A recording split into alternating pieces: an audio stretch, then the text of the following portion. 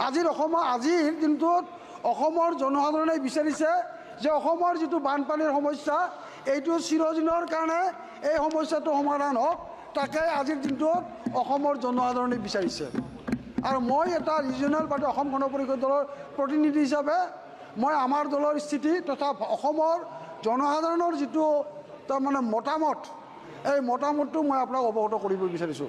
এতিয়া আমি বিচাৰিছোঁ যে অসমৰ আজিৰ দিনটোত যে আমাৰ মাননীয় মুখ্যমন্ত্ৰীয়ে বিচাৰিছে, মাননীয় মুখ্যমন্ত্ৰীয়ে টুইট কৰিছে যে আমি 4600 টকা পাইছোঁ, কোটি টকা পাইছোঁ, কিন্তু এইটোৱে তাৰমানে এনেধৰণে আমাৰ সমস্যাটো সমাধান নহ'ব। আমাৰ সমস্যাটো চিৰদিনৰ কাৰণে সমস্যা সমাধান হ'ব লাগিলে এটা তেনেধৰণৰ প্ৰকল্প ল'ব লাগিব।